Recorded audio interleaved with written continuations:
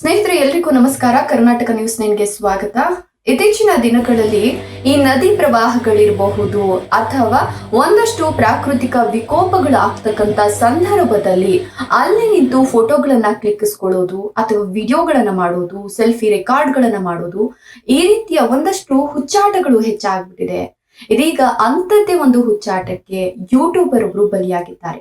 ಹಾಗಾದ್ರೆ ಘಟನೆ ಎಲ್ಲಡಿತು, ಹೇಗಾಯ್ತು, ಇದರ ಬಗ್ಗೆ ನಾನು ಒಂದಷ್ಟು ಮಾಹಿತಿನ ನಿಮ್ಗೆ ಕೊಡ್ತಾ ಹೋಗ್ತೀನಿ. ಸ್ನೇಹಿತರೆ, ಒಂದು ನದಿ ಇರುತ್ತೆ, ಆ ನದಿ ಅಥವಾ ಒಂದು ಜಲಪಾತ ಇರುತ್ತೆ. ಆ ಜಲಪಾತದಲ್ಲಿ ಒಬ್ಬ ಯೂಟ್ಯೂಬರ್ ವಿಡಿಯೋವನ್ನ ಶೂಟ್ ಮಾಡ್ಲಿಕ್ಕೆ ಹೋಗ್ತಕ್ಕಂತ ಸಂದರ್ಭದಲ್ಲಿ ಜಲಪಾತದಲ್ಲಿ ಒಂದು ನೀರಿನ ಒಳಹರಿವು ಏನಿದೆಯಲ್ಲ, ಆ ಒಳಹರಿವು ಹೆಚ್ಚಾದ ಕಾರಣ ನದಿ ನೀರಿನಲ್ಲಿ ಅಥವಾ ಜಲಪಾತದ ನೀರಿನಲ್ಲಿ ಆ ಯೂಟ್ಯೂಬರ್ ಇದೀಗ ಕೊಚ್ಚಿ ಹೋಗಿದ್ದು ಪ್ರಾಣವನ್ನೇ ಕಳೆದುಕೊಂಡಿದ್ದಾನೆ. ಈ ಒಂದು ಘಟನೆ ಒಡಿಶಾದಲ್ಲಿ ನಡೆದಿರ್ತಕ್ಕಂಥದ್ದು. ಹೌದು, ಒಡಿಶಾದ ಕೋರಾಪುಟ್ ನಲ್ಲಿರ್ತಕ್ಕಂಥ ಮಡುಮ ಜಲಪಾತದಲ್ಲಿ ಈ ಒಂದು ದುರಂತ ಸಂಭವಿಸಿದೆ ಅಂತ ಹೇಳ್ಬಹುದು. ಕೇವಲ 22 ವರ್ಷ ಕಣ್ರಿ ಆ ಯೂಟ್ಯೂಬರ್ಗೆ. 22 ವರ್ಷದ ಯುವಕ ತನ್ನ ಒಂದು ವಿಭಿನ್ನ ರೀತಿಯ ವಿಡಿಯೋಗಳನ್ನ ಮಾಡಬೇಕು, ಅದನ್ನ ತನ್ನ ಯೂಟ್ಯೂಬ್ ನಲ್ಲಿ ಅಪ್ಲೋಡ್ ಮಾಡಬೇಕು ಅಂತ ಇದೀಗ ತನ್ನ ಪ್ರಾಣವನ್ನೇ ಕಳೆದುಕೊಂಡಿದ್ದಾನೆ ಅಂತ ಹೇಳಿದ್ರೆ ನಿಜಕ್ಕೂ ಇದು ದುರಂತ ಅಂತ ಹೇಳಬಹುದು. ಹೌದು, 22 ವರ್ಷದ ಯೂಟ್ಯೂಬರ್ ತನ್ನ ಸ್ನೇಹಿತನೊಟ್ಟಿಗೆ ವಿಡಿಯೋವನ್ನು ಮಾಡಲಿಕ್ಕೆ ತೆರಳಿದಾಗ ಈ ಒಂದು ಘಟನೆ ನಡೆದಿರ್ತಕ್ಕಂಥದ್ದು. ಸಾಗರ್ ತುಡು ಅನ್ನೋ ಈ ಒಂದು ಯೂಟ್ಯೂಬರ್ ಏನಿದಾರಲ್ಲ, ಇವರು ತಮ್ಮ ಯೂಟ್ಯೂಬ್ ಖಾತೆಯಲ್ಲಿ ವಿಡಿಯೋಗಳನ್ನ, ಸಾಹಸಮಯ ದೃಶ್ಯಗಳನ್ನ ಸೆರೆ ಹಿಡಿದು ಅವುಗಳನ್ನ ಅಪ್ಲೋಡ್ ಮಾಡ್ತಿರ್ತಾರೆ. ಅದೇ ರೀತಿ ಎಲ್ಲೂ ಕೂಡ ವಿಡಿಯೋವನ್ನ ಮಾಡಿ ಅಪ್ಲೋಡ್ ಮಾಡಬೇಕು ಅಂತ ಹೋಗಿರ್ತಾರೆ. ಆದರೆ ವಿಧಿಯಾಟದ ಮುಂದೆ ಆತನ ಯಾವುದೇ ರೀತಿಯ ಸರ್ಕಸ್ ಆಗಿರಬಹುದು, ಪ್ರಯತ್ನ ಆಗಿರಬಹುದು, ಇಲ್ಲಿ ಅವನ ಲಕ್ ಅಂತ ಅನ್ನೋದಿದೆಯಲ್ಲ, ಅದೃಷ್ಟ ಅನ್ನೋದಿದೆಯಲ್ಲ, ಆ ಅದೃಷ್ಟ ಅವನ ಕೈ ಹಿಡಿಲಿಲ್ಲ. ಕೊನೆಗೆ ನೀರಿನಲ್ಲಿ ಕೊಚ್ಕೊಂಡು ಹೋಗಿ ಸಾವನ್ನಪ್ಪಿರ್ತಕ್ಕಂಥದ್ದು.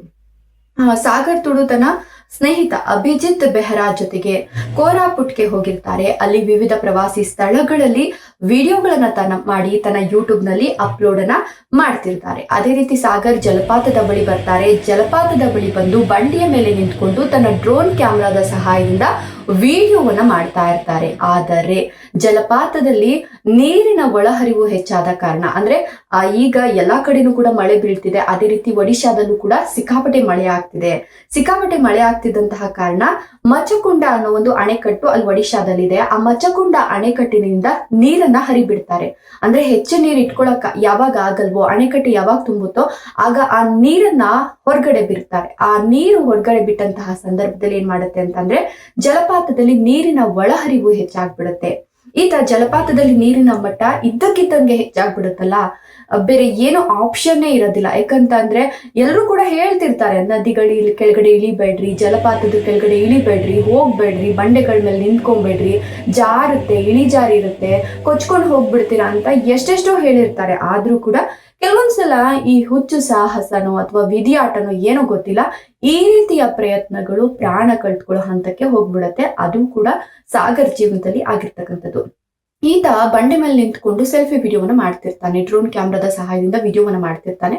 ಬಟ್ ಜಲಪಾತದಲ್ಲಿ ನೀರಿನ ಮಟ್ಟ ಯಾವಾಗ ಹೆಚ್ಚಾಯ್ತೋ, ಎಷ್ಟೆಷ್ಟೋ ಸರ್ಕಸ್ ಮಾಡ್ತಾನೆ ಬದುಕಲಿಕ್ಕೆ, ಏನೇನೋ ಟ್ರೈ ಮಾಡ್ತಾನೆ, ನಾನು ಬದುಕಬೇಕು ಅಂತ ಹೇಳ್ಬಿಟ್ಟು ಎಷ್ಟೆಷ್ಟೋ ಪ್ರಯತ್ನಗಳನ್ನ ಬಿದ್ರೂ ಕೂಡ ಏನು ವರ್ಕೌಟ್ ಆಗೋದಿಲ್ಲ. ತನ್ನ ಸ್ನೇಹಿತರು ಇರ್ತಾರೆ, ಸ್ನೇಹಿತರ ಕಣ್ಣೆದುರುಗಡೆನೆ ಸ್ನೇಹಿತರು ಎಷ್ಟೆಷ್ಟೋ ಟ್ರೈ ಮಾಡ್ತಾರೆ, ಪಾಪ ಅವರು ಕೂಡ ಅವನನ್ನು ಬದುಕಿಸ್ಬೇಕು ಅಂತ ಅಂದ್ಬಿಟ್ಟು ಎಷ್ಟೇ ಟ್ರೈ ಮಾಡಿದ್ರು, ಎಷ್ಟೇ ಪ್ರಯತ್ನ ಪಟ್ರು ಸಾಗರ್ನ ಉಳಿಸ್ಕೊಳಕ್ ಆಗೋದಿಲ್ಲ. ಆತ ಜಲಪಾತದ ನೀರಿನ ರಭಸಕ್ಕೆ ಕೊಚ್ಕೊಂಡು ಹೋಗ್ಬಿಡ್ತಾನೆ. ಸೊ ಎಷ್ಟೆಷ್ಟೋ ಪ್ರಯತ್ನಗಳಾಗತ್ತೆ ಕಣ್ರಿ. ಈ ರೀತಿ ನೀರಿನ ಮುಂದೆ ಆಟ ಆಡಬಾರ್ದು, ನೀರಿನಲ್ಲಿ ಆಟ ಆಡಬಾರ್ದು ಅಂತಾರಲ್ಲ ನೋಡಿ, ಇದಕ್ಕೇನೆ. ಯಾಕಂತಂದ್ರೆ ನೀರಲ್ಲಿ ಒಂದ್ಸಲ ಒಳಗಡೆ ಹೋದ್ವಿ ಅಂತ ಹೇಳಿದ್ರೆ ಅದರಿಂದ ಹೊರಗಡೆ ಬರೋದಿದೆಯಲ್ಲ, ಎಷ್ಟೇ ಈಜು ಬಂದ್ರು, ಎಂತ ಪರಿಣಿತಿ ಹೊಂದಿದ್ರು ನೀರಿನ ಮುಂದೆ ನಮ್ಗೆ ಯಾವುದೇ ಆಟಗಳು ಕೂಡ ನಡೆಯೋದಿಲ್ಲ. ಅದಕ್ಕೆ ಹೇಳೋದು, ನೀರಿನ ಒಂದು ಜಾಗಗಳಿಗೆ ನೀವು ಪ್ರವಾಸ ಹೋಗ್ತಿದ್ದೀರಾ ಅಂತಂದ್ರೆ ಸಾಧ್ಯವಾದಷ್ಟು ಸೇಫ್ ಆಗಿರಿ.